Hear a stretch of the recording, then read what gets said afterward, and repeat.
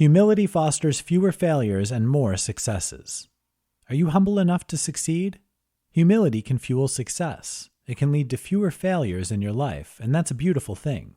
If you failed to realize your biggest dreams, perhaps a heaping helping of humility is needed. Pride goeth before the fall. That's a quote that's relevant here. Sometimes we get too proud of ourselves, don't we? We achieve something and we brag about it. We're very happy with what our hard work accomplished, so we talk about this achievement all the time. We can't get it out of our minds. It brings a prideful smile to our face, and we think we're just the greatest thing ever. You should take some time to celebrate when you achieve anything notable. Just don't bask in the glory of your success forever. Now that you've achieved something important, why not ride that success to more achievements? You're evidently doing something right. You are in the zone, as athletes say. You've probably noticed in the past that success can become a habit. Every time you've achieved something important in your life, you've seen other successes appear. So why not get started immediately working towards some other dream reality you'd like to experience? Your motivation is high right now. Your planning and efforts have paid off. You've done something really awesome. Neurologists will tell you this is the perfect time to benefit from the chemical response that's going on inside your body. Introducing dopamine, the happy hormone. Dopamine is a feel-good chemical. When you do something really cool, your body produces more of this hormone. The response is a feeling of pleasure. When your brain and nervous system see that you're feeling happy, they release other chemicals like oxytocin and endorphins. That combination leads to more joy and happiness, and less stress and uncertainty.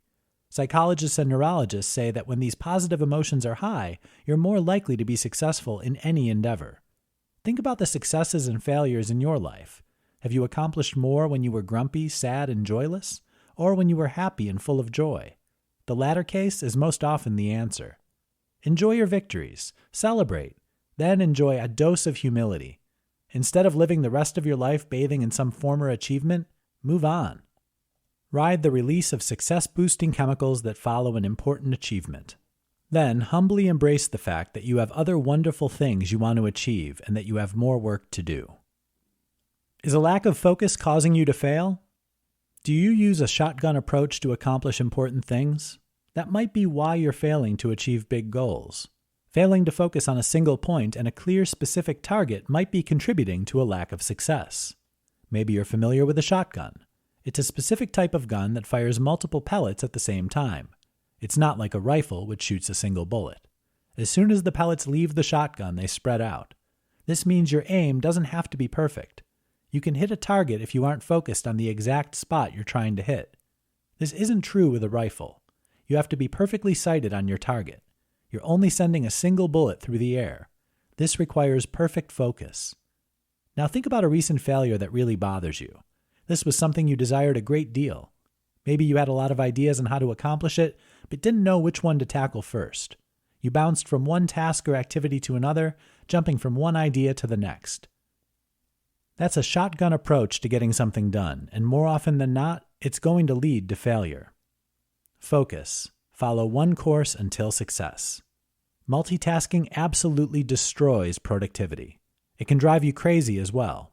You're jumping all over the place trying to do several things at once. This is the absolute opposite of being focused in your activities. Think about one thing you want to accomplish. What's required? What are you going to have to do? Write down the game plan that needs to be followed. Then specifically choose one activity or action and stick on it until it's completed. That's the recipe for success in so many endeavors. You'll additionally benefit from less stress. Focus means there's less for your mind to worry about. A targeted and specific action is being taken, and you put everything else out of your mind. This requires that you don't let yourself get distracted. These days, there are so many things that beg for our attention. If you let them distract you, a lack of focus can mean failure. Before you even know what's happening, you're off doing something else or pursuing a totally different goal. To get more accomplished, to succeed more frequently, and fail less often, get focused. Develop a very specific and singular target. Chase it down until you hit it. Then you can apply a focused approach to other goals in your life, but not until you hit your current target. Learn to say no for fewer failures and more success.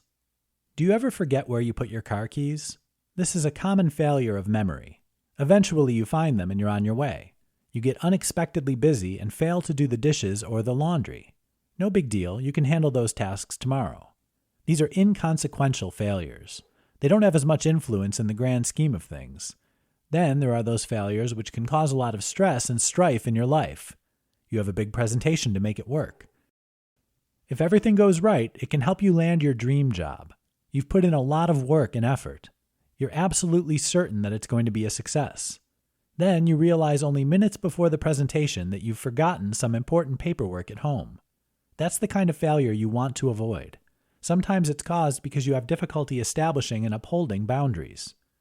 Start saying no to others and yes to yourself. Scott Belsky is a successful entrepreneur and author. In 2010, he was listed as one of Fast Company's 100 most creative people in business.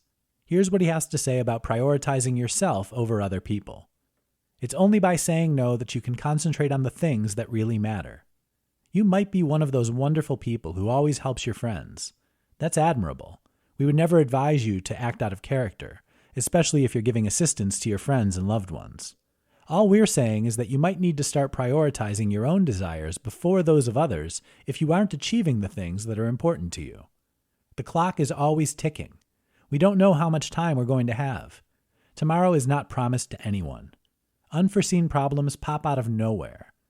Those are reasons enough to take a look at how frequently you make people other than yourself your first priority. It's good to help others, but anytime you do anything, there is an opportunity cost. If you're working on A, that means you can't be working on B. Any time spent on one task means you miss the opportunity to accomplish another task. By the way, this doesn't just apply to people. Sometimes you have to say no to one of your responsibilities or desires in order to achieve another. Start setting boundaries and reinforcing them. Learn to say no more often. This could be the only thing you need to do to start experiencing fewer failures and enjoying more successes. Procrastination is a proven producer of frequent failures. A comical essay written in 1955 can help you fail fewer times and enjoy more successes. Cyril Northcote Parkinson wrote a humorous article for The Economist. Parkinson took some jabs at the inefficiency and poor productivity of the British civil service, where he served for several years. Here's the principle based on the first sentence of that essay. Parkinson's Law. Work expands so as to fill the time available for its completion. You've probably seen this yourself. An employee is told he has a week to complete a task. Most people today have a lot to do. The employee in question is no different.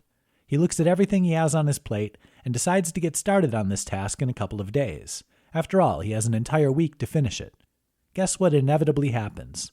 This task is completed at the last minute, or the deadline has to be extended. This is Parkinson's Law in full effect. This happens for a few reasons. It's easier not to do something than to do it. People love to procrastinate. We love putting things off, don't we? This is often the case if you have some annoying or bothersome task facing you. A lot of times, though, the things we have to do aren't aggravating at all. They're often quite simple.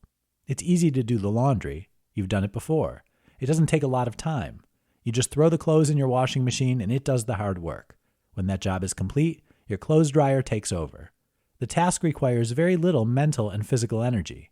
Even though it's simple and easy to accomplish, it's a lot easier to not do the laundry. Combine that truism with Parkinson's Law, and you start putting off until tomorrow things you should do today. Tomorrow is not promised to anyone. Even if you're fortunate enough to have lots of tomorrows, the more you procrastinate, the less you're going to get done. This mindset also leads to more failures where your important goals are concerned. You get lazily addicted to a tomorrow's fine mindset. All of a sudden, you have so many things to do that you have to totally avoid a few of them. This way of thinking leads to failure because you're rushing around at the last minute and might not have the resources or skills required to create the desired result. Deadlines are good. They're definitely needed to accomplish important things in your life. Just make sure you don't fall in love with the deadline. Stop procrastinating. Stop putting things off. Why not accomplish something sooner rather than later? That gives you more free time to do other things that are important to you. Tired of failing? This 8-letter word can help. If you're in a hurry, we'll get to the point quickly. Learn to delegate if you want to limit your losses and succeed more often. Delegate is a powerful 8-letter word. Delegation can get so much accomplished because there are multiple hands on deck. It multiplies your efforts. Even so, it flies in the face of what your parents told you. They said if you want something done right, do it yourself. In many cases, they were right. You're more invested in your well-being and the results you create than probably anybody else. So if you have something important to do, it's often a good idea to tackle the job alone. But what happens if you don't have the skills you need?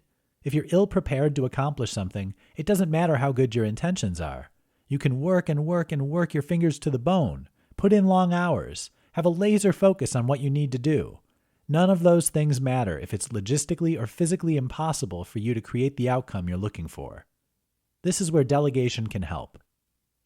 Learn to delegate. You get other people involved. Assign tasks and then frequently follow up to make sure everyone is working in the same direction.